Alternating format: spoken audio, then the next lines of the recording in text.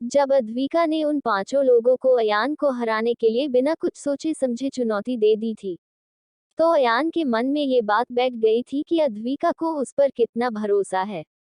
आज तक उसने ना तो कभी अयान को बाइक रेस में देखा था और न ही अयान ने कभी उसके सामने ज्यादा तेज बाइक चलाई थी। अयान मन ही मन इन सब बातों को सोच रहा था कि तभी अद्विका जल्दी से अपनी कुर्सी से उठी और अपनी सलोन की इंचार्ज मिस बंसल को देखकर कहा, मिस बंसल, अब इन नमूनों को बड़ी इज्जत के साथ सलोन के बाहर छोड़ आइए, क्योंकि हमारे यहाँ साफ साफ लिखा है हम लोग जानवरों और मैनर्सलेस लोगों को एंट्री नहीं देते हैं। और हाँ, इन लोगों ने यहाँ जितना भी हंगामा किया है उसका फाइन भी लीजिए, क्योंकि कानून के हिसाब से प्राइवेट जगह पर बिना मालिक की परमिशन के ऐसे हंगामा खड़ा करना इलीगल है। वही अद्विका के मुंह से ये बात सुनकर कि वो पांचों के पांचों लोग मुंह खोले अद्विका को देखने लगे थे। उन्हें क्या पता था कि इस सलोन की ओनर ऐसे सटकी हुई होगी, क्योंकि ये सब मौज मस्ती तो वो हर जगह जाकर करते थे, चाहे मॉल हो या ऐसे ही कोई शोरूम वगैरह। उनके ग्रुप को जब लोग उनके सामने बेबस खड़े हो जाते थे ये देखकर ही बड़ा सुकून मिलता था। बट इस बार उनका पाला शायद अपने जैसे ही खुराफाती लड़की से पड़ गया था। वही ये सब कुछ सुनकर वो लड़की जो अभी अयान के गले पड़ी थी, वो उसकी तरफ दोबारा बढ़ने लगी कि शायद अयान उसे देखकर के शायद अद्विका को ये सब करने से मना कर दे। इस बार वो फिर से अपनी चाल में पूरी नजाकत लाते हुए बढ़ी, और बस वो जैसे ही अयान के हाथ को पकड़ने के लिए हुई थी कि तभी एक झटके के मारे वो नीचे पड़ी हुई दिखी थी। वो लड़की अविश्वास में मुंह खोले आयन को देख रही थी, जिसने अभी पूरी महफिल में अभी अभी उसका गाल बजाया था।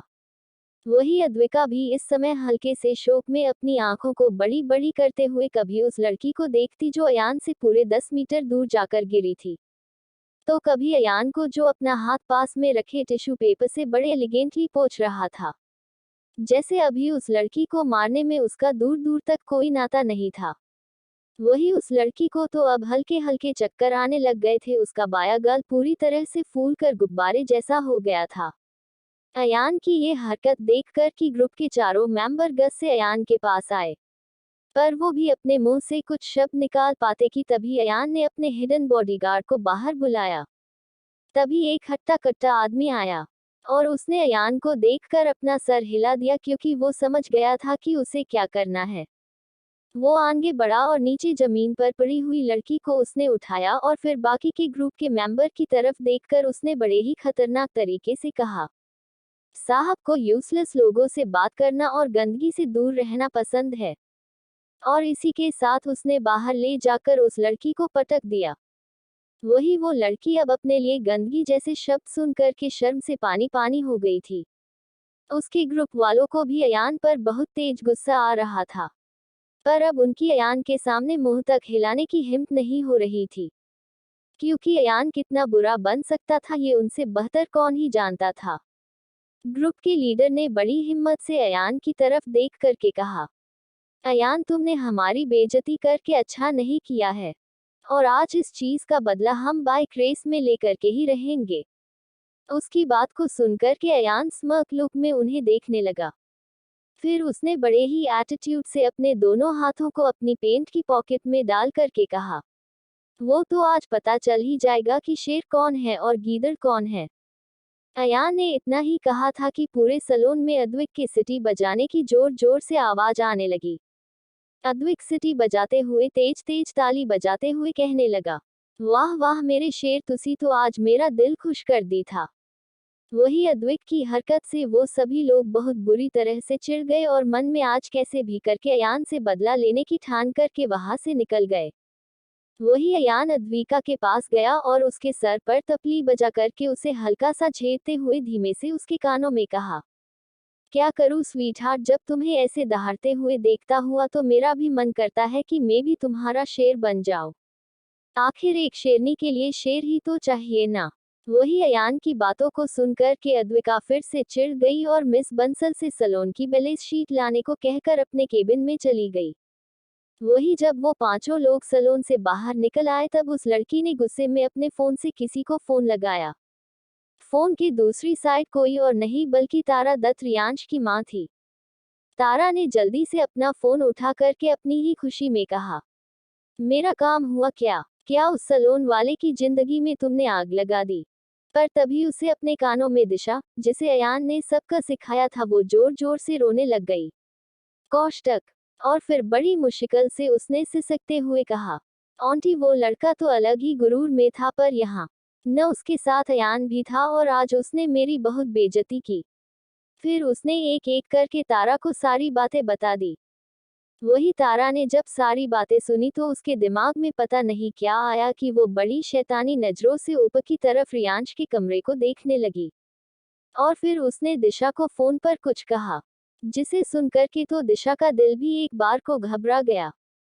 दिशा ने अपने आप को कपकपाने से रोकते हुए बड़ी ही हिम्मत करके एक बार और तारा से कंफर्म करते हुए पूछा, मैडम दत्त क्या आप श्योर है कि मुझे ये ही करना होगा?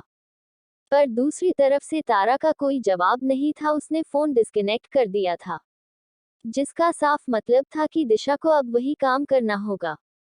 दिशा अभी भी हल्का सा कपकपा रही थी कि तभी उनके ग्रुप का एक लड़का बड़े ही बदतमीजी से बोला, अब क्या बक दिया उस खुसत बुढ़िया ने? उसकी बात को सुनकर के दिशा उसे घूरने लगी जैसे अभी वो उसे अच्छे से पिटने वाली हो, और वो उसकी तरफ गुस्से से भागी और तेज से चिल्लाते हुए बोली, अभी वो खुसत बढ़िया नहीं, पिसाचनी चुड़ैल और डायन है। जब देखो तब इस बड़ी उम्र में भी 2.5 किलो का मेकअप करे हुए घूमती फिरती है बड़ी आई तारा दत्त। इसकी तो ऐसी की तैसी। तारा ने गुस्से से चिल्लाते हुए कहा। वही उसे इतना गुस्से में देखकर उनके ग्रुप के हेड ने उसके पास आकर के पूछा, क्या हुआ है दिशा, इतना क्यों भड़क रही है उस बुढ़िया पर? उसकी बात को सुनकर के तारा ने बदले में उसे ही गुस्से में घूर करके देखा और फिर चिल्ला करके कहा, ये सब तेरी वजह से ही हुआ है, जिस वजह से ये डायन हमारे जीवन में आई है। 5 साल से वैसे भी अयान इस सटकी हुई औरत के चक्कर में ढंग से बात नहीं करता, और अब ये मैडम साहिबा बोल रही है कि आज की बाइक रेस में कैसे भी करके हमें अयान के ब्रेक फेल करने हैं।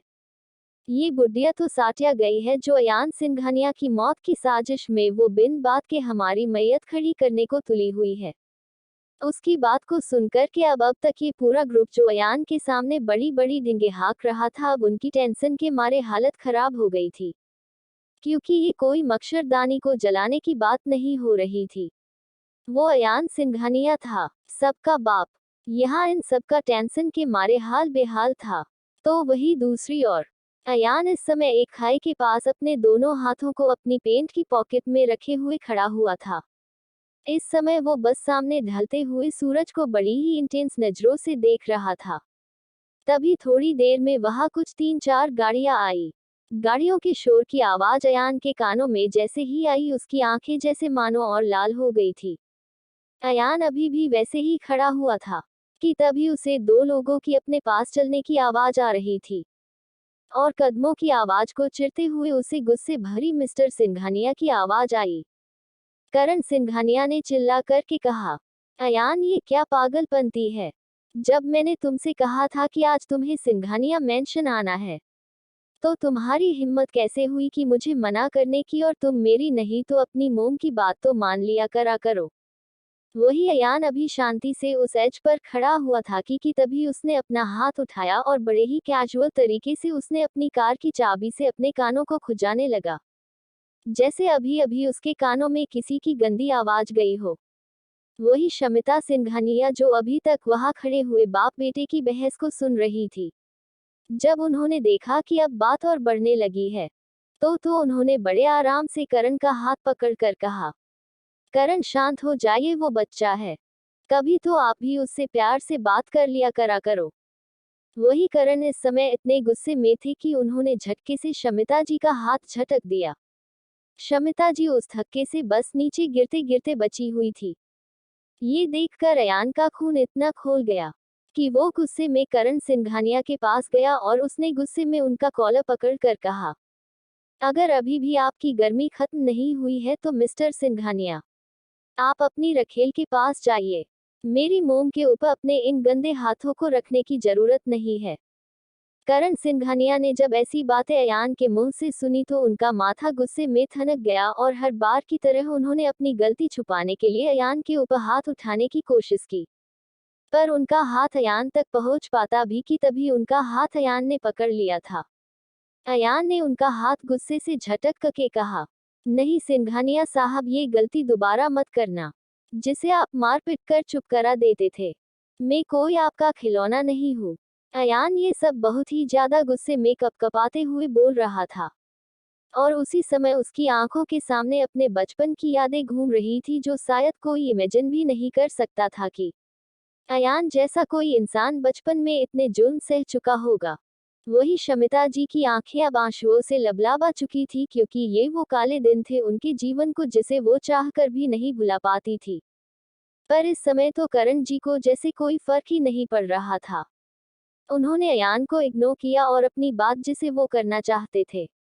उन्होंने कहा, मैं यहाँ तुमसे फालतू की बकवास करने नहीं आया हूँ। बस फिलहाल तुमने जो यहाँ आकर जो रायता फैलाया है उसे समेटना है। करण जी की इतनी बेशर्मी को देखकर तो अयान की भी बोहे उठ गई। ये आदमी अभी भी उसे ऑर्डर देने की हिम्मत रखता था। अपनी बात को कंटिन्यू करके करण जी ने कहा, अयान अब तुमने बहुत मनमानी कर ली। कल शाम को तुम्हारी और मायरा की एंगेजमेंट है और तुम्हें बिना कोई ना नुकुर किए आना है। ये सुन के तो अयान उस समय हंसी छूट गई, जैसे करण जी ने जोक ऑफ द डे किया हो। अयान को ऐसे जोर जोर से हंसते हुए देख करके शमिता जी और करण सिंघानिया अब अयान को सवालिया नजरों स्व देखने लग गए। आखिर इनका लड़का कैसे खड़े खड़े पागल हो गया और उसे हंसी के दौरे पड़ रहे हैं। तभी अयान ने अपनी बात को कंप्लीट करते हुए करण सिंघानिया की तरफ बड़ी ही लाचार निगाहों से देख करके कहा, मिस्टर करण सिंघानिया, बड़े ही अफसोस की बात है कि आपकी बीमारी अभी तक ठीक नहीं हुई है। उसके ऐसे बात करने से अब करण सिंघानिया को गुस्सा उठ रही थी, पर फिर भी जैसे तैसे करके उन्होंने अपने दिल पर काबू करके अयान से शांति स्व पूछा, कौन सी बीमारी? मुझे कोई बीमारी नहीं है। तभी अयान ने भी बड़े ही कैजुअल तरीके से कहा, अरे आपको गलतफहमी पालने की बीमारी बहुत ज्यादा बढ़ गई है। आपको इसका इलाज जल्द से जल्द करा लेना चाहिए। आखिर इतना पैसे का लोभ करके कहाँ ले जाओगे उसे? अयान की बात से करण सिंघानिया इतना गुस्सा हो गए कि उनके हाथ की नसें भी साफ साफ दिखाई दे रही थी। पर अयान को उस आदमी से कोई फर्क नहीं पड़ रहा था। उसने अपने शब्दों को कड़ा किया और फिर से अपनी बात को दोहराते हुए कहा, करण सिंघानिया, मेरी जिंदगी को ग्रहण बनाने की कोशिश ना करे। मुझे वो खाली दिमाग की ढक्कन से मत बांधने की कोशिश मत करो। और अगर फिर भी आपको ये बात सही तरीके से नहीं समझ आ रही है तो मुझे आपका दुनिया के सामने मजाक और तमाशा बनाने में कोई दिक्कत नहीं है। इतना कहकर अयान ने एक बार अपनी माँ को देखा और वहां से वो चला गया। दूसरी तरफ इस समय हॉस्टल रूम के अंदर से सभी लोगों की महफिल जमी हुई थी। अद्विका ने आते हुए अपने सारे दोस्तों को फोन कर दिया था, क्योंकि आज रात को अयान की रेस भी थी। इस समय अयान और अद्विका का कमरा पूरा पाक लग रहा था। हर्ष और सक्षम दोनों चौकड़ी मार करके अयान के बेड पर बैठे हुए थे और उन दोनों के बीच में एक चिप्स का बोल रखा हुआ था। वही अद्विक गागी और मानसी अद्विका के बेड पर बैठी हुई मस्त फ्रेंच फ्राइज और पिज्जा खा रही थी। क्योंकि दोस्त ज्यादा थे तो बेड पर सभी नहीं आ रहे थे, तो हमारे महान पीयूष सचिन नीचे बैठे हुए थे। उनके आसपास तो भाई साहब बहुत सारा सामान फैला हुआ था। तभी एकदम से अयान गेट खोल करके अंदर आया और आते ही उसका पैर पड़ा पिज्जा के खाली डिब्बे पर। अयान जो गिरते गिरते बचा ना। अयान जो अभी अभी कमरे में आ रहा था, उसे इस बात का बिल्कुल भी अंदाजा नहीं था कि उसके कमरे में अंदर एक सल्तनत बैठी हुई है और उन लोगों ने उसके कमरे को एक बहुत ही सुंदर नॉन बायोडिग्रेडेबल डस्टबिन बना दिया है। अयान ने अंदर कमरे में पैर रखा। वही बाकी सभी लोग अपने खाने पीने में इतने मदहोश थे कि उन्हें अयान के आने का पता भी नहीं चला। अयान अंदर की तरफ बढ़ा और बिल्कुल भी ध्यान ना होने की वजह से उसका पैर एक पिज्जा के बॉक्स और साथ में उसके साथ पड़ी चिल्ली सॉस के पाउच पर पड़ गया। अयान का बैलेंस एकदम बिल्कुल भी संभल नहीं सका और वो सीधा अपने आप को संभालते हुए आगे की तरफ अपने बेड पर बैठी हुई अद्विका के ऊपर गिर पड़ा। अद्विका जो अभी बिल्कुल इस घटना से अनजान होकर दोनों लड़कियों से बातें कर रही थी, उसे एकदम से फील हुआ कि उसके ऊपर एक भारी चट्टान गिर पड़ी है। एकदम अयान के ऐसे गिरने से कमरे में एकदम से जोर की आवाज गूंजी। अयान के गिरने की नहीं बल्कि पागल दोस्तों के चिल्लाने की। हर्ष और सक्षम, सचिन पीयूष एकदम जोर से चिल्लाए अयान। वही मानसी और गागी की तो इस समय बस आंखें बड़ी की बड़ी ही हो रखी थी क्योंकि अयान बिल्कुल उनके सामने ही अद्विक पर गिरा था। और जिस सिचुएशन में फिलहाल वो दोनों थे उसे देख कर के तो गागी का दिल खून के आंसू रो रहा था। इस समय अयान और अद्विका दोनों बेड पर गिरे पड़े हुए थे और अयान के होठ पूरे तरीके से अद्विक के होठों को छू रहे थे। वही जब हर्ष और सक्षम ने अयान के बेड से उठकर उन दोनों के पास जाकर जब सामने का नजारा देखा, तो एक पल में ही उन दोनों ने एक दूसरे को देखा। जैसे दोनों के मन में सेम वही बात चल रही थी। क्या अयान वही है जिसे वो जानते थे? कभी ये बन जाता है तो कभी इसके कमरे में एक लड़की आती है। और अब तो हाय तौबा, उसने सरेआम एक लड़के को अपनी किस दे दी। उन दोनों के दिमाग के तार इतने बुरे तरीके से उलझे हुए थे कि ना चाहते हुए भी दिल की बात हर्ष के मुंह से तो बाहर निकल ही गई। अरे अयान भाई, तू किसी एक पर तो टिक जा और हमें ये बता दे तू किसे चाहता है, साला दिमाग का दही हो रखा है। वही अयान जो चाहकर भी अद्विक के ऊपर से नहीं उठना चाह रहा था, और वही अद्विका, वो तो पहले शौक में थी कि आखिर अभी थोड़ी देर में उसके साथ हुआ तो हुआ क्या। पर जैसे ही समझ आया कि अयान ने अपने साथ साथ उसकी भी इज्जत दांव पर लगा दी है तो उसने उसे दूर करने की कोशिश की, पर अयान कहा अपने इस लम्हे को खुद से दूर करना चाहता था। आज तो वैसे भी उसे अपनी स्वीट हार्ट पर और ज्यादा प्यार आ रहा था क्योंकि उसने आज जो उसके लिए मॉल में स्टैंड लिया था उससे उसे ऐसा फील हो रहा था जैसे कोई है जो उसके लिए एक शायर बन सकता है। पर जैसे ही उसके कानों में हर्ष की बात पड़ी वो एक पल में ही अद्विक के ऊपर से उठ गया। जब अयान उठा तो अब हर एक जन उन दोनों को ऐसे घूर रहे थे जैसे सभी के सभी लोगों ने उन दोनों की कोई चोरी पकड़ ली। वही गागी के तो आंखों से आंसू बहने लग गए थे। गर्गी उठी और अयान के पास जाकर उसने बड़े ही रुधे हुए गले से कहा, भाई ये आपने अच्छा नहीं किया, आपने मेरी पहली किस चुरा ली। वही गर्गी की फीलिंग्स को ऊपर ऊपर से सब समझते थे, पर किसी को भी ये यकीन नहीं था कि गागी अद्विक को लेकर इतना सीरियस हो गई है। गागी की आंखों से बहते हुए आंसू अद्विक और अयान दोनों को ही दिल में तिर की तरह चुभ रहे थे, क्योंकि दोनों ही ना चाह कर भी उसकी फीलिंग्स के साथ खेल रहे थे। वही गागी को जैसे ही रियलाइज हुआ कि इमोशन में बहकर वो अपने दिल की बात को जुबान पर ले आई है, जिसे अभी वो ऐसे कन्फेस नहीं करना चाहती थी, तो वो तुरंत चुप हो गई। और उसने अब जल्दी से अपने फेस के एक्सप्रेशन को बदला और एक छोटी मुस्कान अपने चेहरे पर लाकर उसने अयान को देख कर के कहा, क्या भाई, हद है, ऐसे छुपकर अपने ही कमरे में कौन आता है, और आपने हमें भनक भी नहीं लगने दी। वही अयान और सभी लोग जान गए थे कि गागी बस अब बात को कवर करने की कोशिश ही कर रही है। यही सोच करके अब अयान ने भी उस बात को फिलहाल के लिए जाने दिया, और उसने अब बारी बारी से कमरे के हर एक कोने को घूर करके देखा तो कभी वहां खड़े हर एक जन को। वही जैसे ही अयान की नजर गुस्से से घूरते हुए हर्ष पर पड़ी तो हर्ष का गुस्सा एकदम गुब्बारे की फुस हो गया। अयान इस समय हर्ष के हाथ में लगे बड़े बड़े चिप्स के पैकेट को घूर करके देख रहा था, और यही नोटिस करके हर्ष ने तुरंत उस पैकेट को साइड के कोने में फेंक दिया। ये सब देख करके वैसे भी अयान का दिमाग खराब हो रहा था क्योंकि उसके सो कॉल्ड घर वालों ने कोई कमी नहीं छोड़ी थी आज उसके हार्ट अटैक लाने में। उसने गुस्से से सभी को घूरते हुए पूछा, क्या चल रहा था यहाँ पर? आज कोई इवेंट था जो तुम सभी ऐसे गधों की तरह चबा रहे थे? वही अयान को गुस्से में देख कर के किसी की भी कुछ बोलने की हिम्मत नहीं हो रही थी। तभी अद्विक ने आगे आकर के कहा, अयान, इसमें उन सभी की कोई गलती नहीं है।